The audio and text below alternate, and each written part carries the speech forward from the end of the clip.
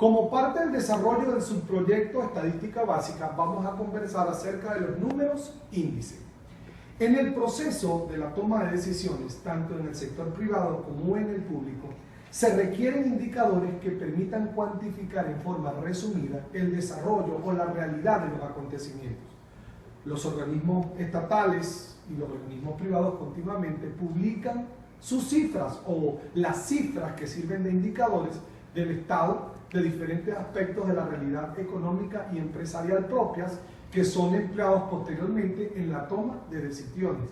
Tal es el caso del Banco Central de Venezuela, que tiene la obligación de publicar las cifras que tienen que ver con el desarrollo de la economía nacional. Estas cifras son usadas posteriormente por las diferentes empresas para tomar decisiones según sus propios intereses. El uso de esos indicadores es variado y depende en cada oportunidad de su contenido específico.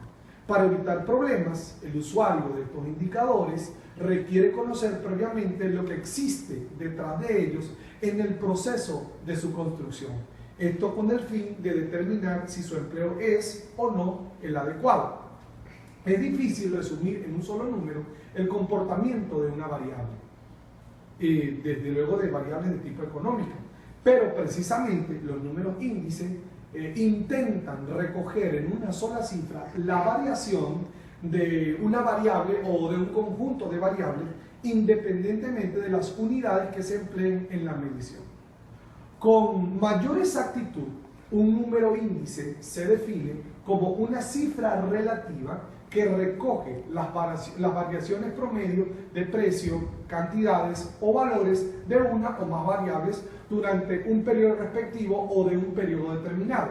En otras palabras, un número índice refleja las variaciones relativas y no absolutas que experimenta una variable económica, ya sea esta el precio de un bien, el nivel de precio de la economía, el valor de las exportaciones o el Producto Interno Bruto, también conocido como PIB. Al ser una medida relativa, los índices carecen de unidades, hecho que permite su utilización para las comparaciones en el tiempo y en el espacio. La teoría de los números índice se ha desarrollado fundamentalmente para el estudio de las variaciones de precio, tratando de medir el nivel general de precio e inversamente el poder adquisitivo del dinero. Sin embargo, la aplicabilidad de estos indicadores no se limita al estudio de precios solamente. También es utilizado en todos los campos de la actividad humana que se pueden observar y cuantificar estadísticamente. En resumen, podemos decir que un número índice indica, mediante las variaciones, los cambios de una magnitud que no es susceptible de medición exacta en sí misma, ni de una evaluación directa en la práctica. El aporte que suministran los números índices aplicados en el área social y económica determinará el grado de fluctuación de las políticas socioeconómicas implementadas por el Estado a fin de suministrarle a la población, que es lo que se busca, el mayor grado de satisfacción y de bienestar social acorde a la situación económica que vive la nación. Los números índices pueden ser clasificados en tres tipos. Número uno, los índices de precio, que son los más utilizados y comparan niveles de precio de un periodo a otro. Por ejemplo, el IPC, que es el índice de precio al consumidor, que mide los cambios globales de precio que afectan una variedad de bienes de consumo y de servicios. Es comúnmente utilizado para definir el costo de la vida, qué tan costoso está la adquisición de los bienes y recursos o de los bienes y servicios. El segundo son los índices de cantidades, que miden tanto el cambio o digamos que mide qué tanto cambia el número o la cantidad de una variable en relación al tiempo. Por ejemplo, en un negocio se determina el índice de cantidad de las cifras correspondientes, por ejemplo, al año 2000, 2005 y 2010, respecto, por ejemplo, al año 1995. El tercero es el índice de valores. Mide los cambios en el valor monetario basándose en un punto anterior en el tiempo y en el periodo actual, es decir, mide los cambios en el valor monetario de una variable, combinando los cambios en el precio y la cantidad para presentar un índice con más información. Los números índices tienen como objetivo o como finalidad lo que tiene que ver, número uno, con los estudios sobre el comportamiento de variables económicas y sociales. Número dos, ayudan al análisis de la relación entre dos o más variables. Número tres, la inferencia basada en leyes probabilísticas con el propósito de encarar todo tipo de trabajo de investigación, organización y gestión organizacional, formulación y evaluación de proyectos, proyectos que tienen que ver con inversión, entre otros. Número 4, la evolución de la cantidad de un determinado bien o servicio o de un conjunto de estos bienes y servicios. Por ejemplo, cantidades producidas o cantidades consumidas. Número 5, la evolución en el precio de un bien o servicio o conjunto de estos bienes y de estos servicios. Número 6, la evolución en el valor de un bien o servicio o de una canasta de bienes y servicios. Hablemos ahora un poco acerca de la clasificación de los números índices. Los números índices se pueden clasificar según la dimensión de donde se distinguen las dos situaciones, que tiene que ver con índices especiales o índices temporales. Cuando hablamos de índices especiales, hablamos de que miden las variaciones entre distintas empresas, sectores, regiones o países. Y los índices temporales tienen que ver con la medición de variaciones entre periodos de tiempo. Por ejemplo, una situación base, que es un periodo base, una situación actual, que es un periodo actual o corriente. También la clasificación se puede dar por la magnitud del objeto de análisis de la que se describen ciertas variaciones, como lo que ya mencionamos, índice de precio, como por ejemplo el IPC, que es el índice de precio al consumidor, índice de cantidades, índices de valor, por ejemplo los índices de salario.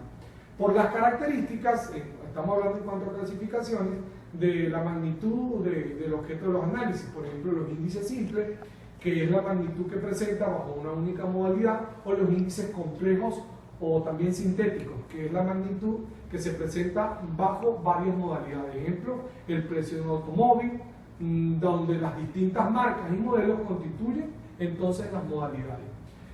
Hablamos de modalidades sin ponderar, que tiene que ver con todas las modalidades que tienen la misma importancia, y las modalidades ponderadas, donde a cada modalidad se le asigna una ponderación según su grado de participación en la determinación del resultado final obtenido por esa magnitud.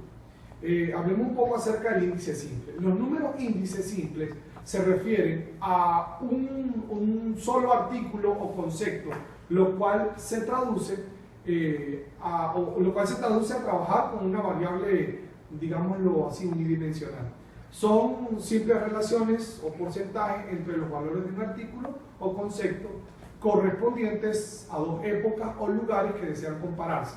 La comparación se realiza entre el valor correspondiente a un periodo fijo, lo que ya habíamos dicho que se llama periodo base, y el valor alcanzado por la magnitud en cualquier otro momento.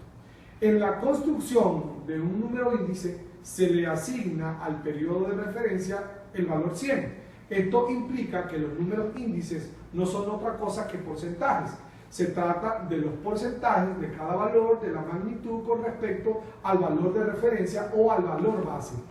Al ser los números índices porcentajes definidos sobre los propios valores de la variable, hace que sean adimensionales, lo que permite la comparación de las variaciones de distintas variables que pueden venir expresadas en unidades diferentes. Formalmente, un índice simple o una variable concreta se define con una fórmula. La fórmula, que es I, 0t es igual a x y t sobre x 10%, donde el I, 0t es el índice simple o elemental en el periodo respecto al año base. XI es la variable que representa el precio, cantidad o valor del artículo, y t viene a hablar del periodo corriente. De acuerdo con la definición general del número de índices dada con anterioridad, estas tres modalidades de índices se presentan de la siguiente manera. El índice de precio se define por un bien de índice como el cociente entre el precio de ese bien en el periodo y el precio de dicho periodo base. En la fórmula se explica el periodo base entre el periodo corriente y el periodo base por 100. El índice de cantidad se define para un bien de índice como el cociente entre la cantidad de ese bien en el periodo corriente y la cantidad de dicho periodo base. En la fórmula se expresa el periodo corriente, el periodo base por 100. El índice de valor se define el valor de un bien del índice de un periodo cualquiera como el producto de precios de ese bien por la cantidad del mismo, que es la producida, vendida o comprada. Entonces el índice de valor será el cociente entre el valor de ese bien en el periodo actual y el valor del mismo en el periodo base. En la fórmula se explica la variable del periodo corriente, la variable del periodo base por 100, que es igual al periodo base y al periodo corriente por 100. Aquí viene la parte de los ejercicios. A partir de la información reportada en la tabla 3.1 de la producción, precio y valor de la producción de la mora en el municipio Cali, los índices de precio y cantidad y valor tomados serán los de base del 1998, que el precio promedio es de 1.500, la cantidad producida de 24 y un total de la producción serían 36.000. Para calcular el índice simple de precios para el municipio Cali tomaremos la base de 1.500 de 1998 para efectuar la siguiente operación. Por ejemplo, el precio promedio de 540 entre 1.500 por 100 quedaría un total de 36.000. En 1997 sería un total de 600, el precio promedio de 670 entre 1.500 por 100 quedaría un total de 44,67. En 1998 sería 1.500 entre 1.500 por 100 quedaría un total de 100. Para calcular el índice simple de cantidad del municipio base de Cali con la base de 1998, efectuaremos la siguiente ecuación, que sería la cantidad producida entre 24 por 100 quedaría un total de 129,2. En 1998 se tomaría la cantidad producida de 31 entre 24 por 100 quedaría 129 por 2, que es lo mismo, que se repite. En 1999 tomaríamos la cantidad producida de 48 entre 24 por 100 quedaría 200. Para calcular el índice simple de valor en el municipio Cali se requiere efectuar la siguiente operación. Será el promedio producido de 540 la cantidad producida entre 36.000 por 100 quedaría un total de 46,5. En 1997 se tomaría en cuenta el precio promedio de 670, la cantidad producida de 31 entre 36.000 por 100 quedaría un total de 57,5. Estaremos hablando de los índices simples con base variable. En muchas oportunidades se necesita o conviene expresar cada cifra de una serie cronológica en relación a la anterior. Para ello, se divide el dato del periodo T por el dato del periodo T sub 1. Es decir, se divide el primer dato por el segundo. Posteriormente, se divide la tercera cifra por la segunda. Y así sucesivamente. Estos cocientes multiplicados por 100 constituyen el índice de base variable. Cada uno señala la relación de las cifras del periodo con la del periodo inmediatamente anterior. Si el índice con base variable es menor que 100, implica una disminución porcentual y en caso contrario, un crecimiento. Cada índice de base variable constituye un eslabón de una cadena que descompone un índice de base fija. Por ejemplo, suponga que cuenta con dos números índices consecutivos con base variable. ¿Cómo podemos observar aquí? Entonces, empleando estos índices de base variable, se podrá construir un índice para el periodo T con base fija en el periodo T sub 2 de la siguiente forma. En general, si se cuenta con una serie de K índices con base variable, se podrá encontrar un índice de base fija para el periodo T con base fija en el periodo T sub K de la siguiente manera.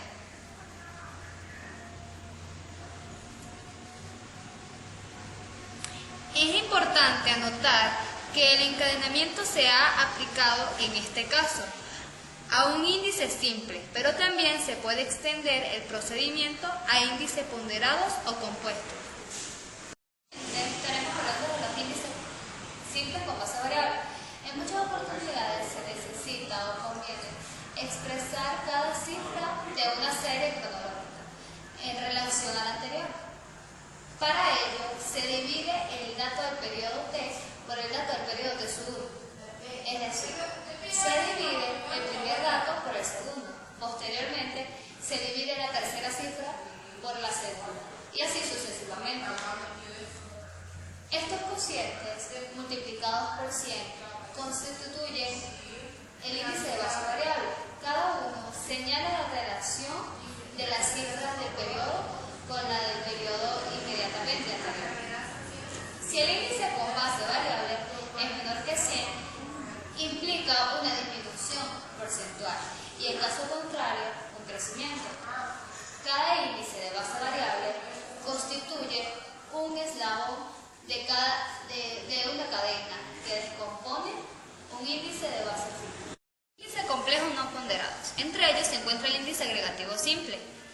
Este se obtiene al comprar la suma de los valores de n variables en un tiempo t respecto a la suma de los valores en el periodo base. Para esto se utiliza la fórmula que podemos observar, donde x y t es el valor de la variable del índice en el periodo de tiempo, y donde x y 0 es el valor de la variable del índice en el periodo 0. Este índice tiene la desventaja de que las ponderaciones implícitas en los valores de la variable no reflejan la importancia de los componentes respecto al total. Su aplicación solo es válida cuando se hacen índices elementales de una variable homogénea con observaciones para cada periodo. Como podemos observar el siguiente ejercicio, donde vamos a calcular el índice de precios al consumidor de la papa blanca, donde encontramos el informante de 1, 2 y 3. El precio del mes anterior de 1, de 0.90, de 0.95, lo cual da una suma de 2.85. Y el precio del mes actual, que es 1.2, 1, 1, y lo cual es una suma de 3.2. Esta es la fórmula que vieron anteriormente. Ahora vamos a sustituir. Así que decimos que 3.20 entre 2.85 por 100 es igual a 112.28, lo cual sería el índice de agregativo simple. Simple de relativos. Este método, conocido como el índice de Sauer-Weyl, sintetiza en una sola serie representativa los movimientos de la n, series temporales en estudio, mediante la media aritmética de los números índices simples en cada momento de observación, según la siguiente fórmula que podemos observar. De esta forma se transforman las ponderaciones implícitas en los valores de cada variable en otras de igual peso, por lo que aún no se contempla la importancia relativa de cada uno de los componentes. Su aplicación es válida cuando se hacen índices elementales como sustituto del método anterior para una variable heterogénea. Ejercicio. A continuación, vamos a calcular el índice de precios al consumidor de artículos de joyería. Tenemos el tipo, de tipo 1, 2 y 3. Tenemos el precio del mes anterior, lo cual es 3, 8 y 22. El precio del mes actual es de 3.50, 9 y 25. Y el precio relativo es el abonado, es de 1.1667, 1.1250 y 1.3 y 1.1364, lo cual da una suma de 3.4281. Pasaremos a sustituir la fórmula la cual estamos observando. Este sería entonces 3.4821 entre 3 por 100 es igual a 114.27. Esto sería el índice del promedio simple de relativos. A continuación, seguiré con lo que son los índices complejos ponderados. Estos son índices que representan las variaciones promedio en los cuales las ponderaciones reflejan la importancia relativa de cada uno de los componentes. Existen diversidad de fórmulas propuestas para tal fin, las cuales deben cumplir ciertos requisitos mínimos. En la práctica de los índices más utilizados encontramos los de las Peirez, Patch y Fitch. Índices complejos ponderados. Dentro de este encontramos el índice de las Peirez. Son índices cuyas ponderaciones reflejan la importancia relativa de sus elementos componentes en el periodo base. Encontramos dentro del mismo el índice de precios y con este la fórmula, como se puede apreciar, donde PI 0 sería el precio del artículo índice en el periodo base 0 y donde QI 0 corresponde a la cantidad del artículo índice en el periodo base 0. También donde la suma de P y Q corresponde al valor del número de artículos en el periodo base 0.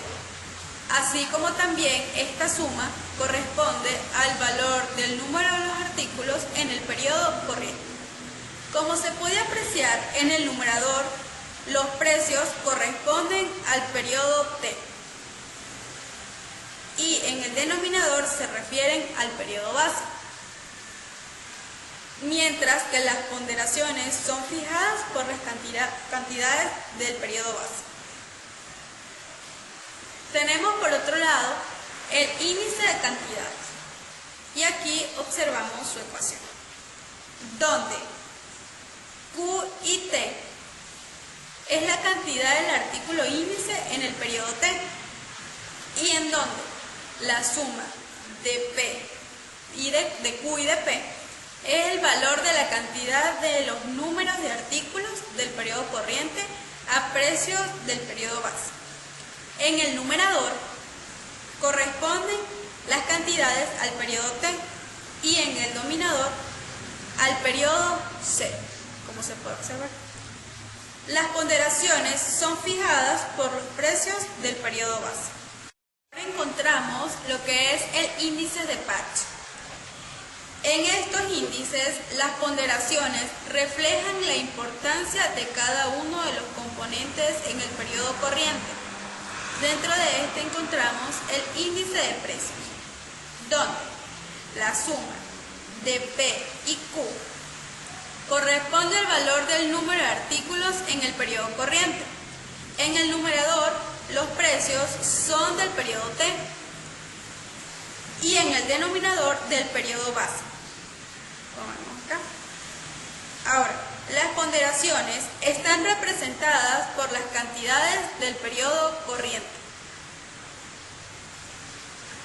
Ahora encontramos el índice de cantidades y acá la ecuación, como se puede observar, se compara las cantidades del periodo T con las cantidades del periodo 0.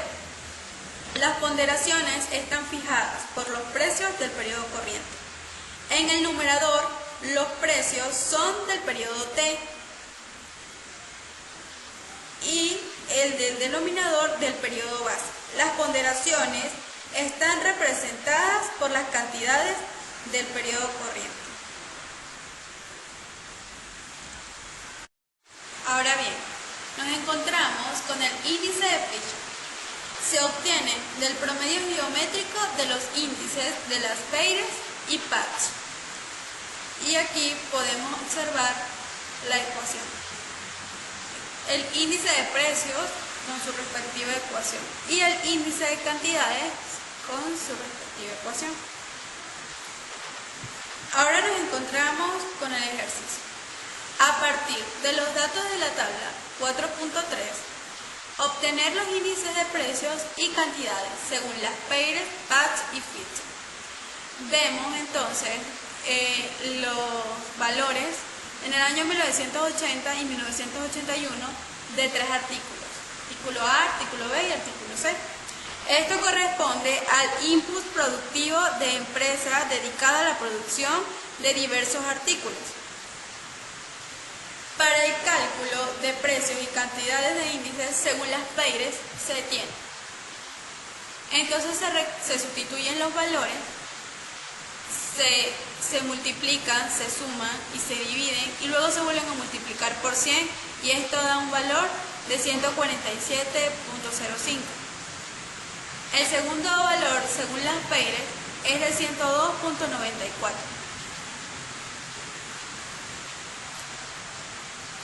Bien, para el cálculo de precios de cantidades según PATS, entonces podemos obtener que el resultado obtenido es de 145.7 en el primero y en el segundo es de 102.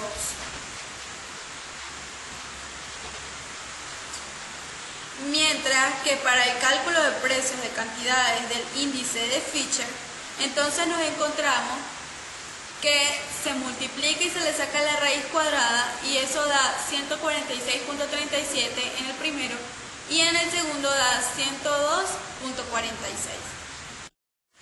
A continuación hablaré sobre lo que es la deflación de series temporales.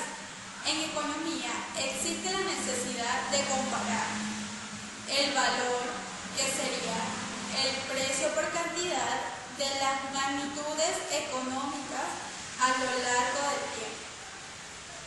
Cuando esa valoración ha sido hecha siempre a los precios del mismo periodo base, que serían los precios constantes, entonces podemos realizar la comparación directamente.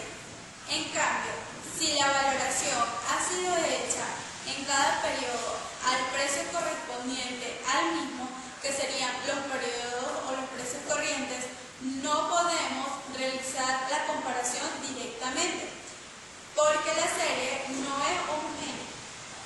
En este caso, tenemos que expresar que la serie debería ser en precios constantes referidos al mismo periodo base.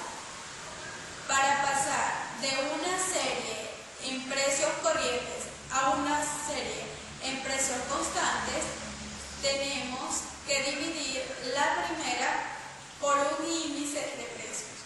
Y a ello es lo que se conoce como deflación de una serie. Al índice de precios elegido para realizar el proceso se le llama deflactor. Dado que los índices de precios más utilizados son los de las PEIRES y PATS, entonces veremos cómo se hace como deflactores. Tenemos el valor de una magnitud en 2 instantes de tiempo, como se puede observar acá. Ahora nos encontramos con la deflación del índice de precios de las PEIRES y aquí vemos la correspondiente. Al deflactar un valor por un índice de las PEIRES, no pasamos de precios corrientes a constantes, sino que se obtiene la proyección temporal del valor inicial, que sería B sub 0, a través de un índice cuántico de Patch. Ahora nos encontramos con la deflación del índice de precios de Patch. Y aquí vemos la correspondiente fórmula. Obtenemos la valoración de producción actual a precios del periodo base. Por lo tanto, el índice de Patch es el idóneo para deflactar. No obstante, se pueden utilizar otros, con la condición de que sea siempre el mismo. Cuando tenemos los valores de una magnitud a precios corrientes y a precios constantes, que sería el valor de la magnitud en el año base, podemos obtener un índice de precios de dicha magnitud, el cual se conoce como deflactor implícito, y es igual al cociente entre la magnitud a precios corrientes y a precios constantes multiplicados por 100. Nos encontramos con el siguiente ejemplo. El valor del Producto Interno Bruto a precios corrientes en el año de 1984 fue de 25.934,4 miles de millones. En el mismo año, el mismo Producto Interno Bruto alcanzó un valor de 3.945 miles de millones. A precios constantes, el deflactor del Producto Interno Bruto en el año 1984 es, entonces, se divide la primera cantidad, que corresponde al año 84, entre el precio constante, que corresponde a 3.945, multiplicado por 100, y esto da 657,4. Seguiré hablando sobre los índices de precios al consumidor, que es conocido como el IPC. Este es seguramente el número índice más conocido de todos, ya que este permite hacer cálculos acerca de la tasa de inflación y del costo de la vida. Mensualmente, cierta cantidad de inspectores recopilan la información acerca del precio de varios cientos de bienes y servicios, llamados en su conjunto canasta básica, en una buena cantidad de establecimientos comerciales a menudo, y también en casas habitacionales, cuyas ponderaciones son reflejos de los patrones de compra de centros más bien urbanos. Un ejemplo de este tipo de índice lo constituye el índice ponderado de Las Vegas y es utilizado para otras aplicaciones, entre las que sobresalen: primero, el ingreso real. También se le llama ingreso deflacionado o deflacionario. En este caso, el IPC actúa como índice de deflación y la fórmula a usarse es: ingreso real va a ser igual al ingreso monetario dividido entre el IPC multiplicado por 100. En segundo lugar, tenemos las ventas deflacionadas. El IPC también se puede usar como índice de precios para deflacionar las ventas. Para ello se utiliza la siguiente fórmula: ventas deflacionadas va a ser igual a las ventas reales divididas entre el IPC multiplicado por 100. Por último, nos encontramos con el poder adquisitivo del dinero. Esta aplicación del IPC es la que permite establecer el poder de compra o adquisitivo del dinero, y se utiliza la siguiente fórmula: el poder adquisitivo va a ser igual entre el dinero utilizado dividido entre el IPC multiplicado por 100.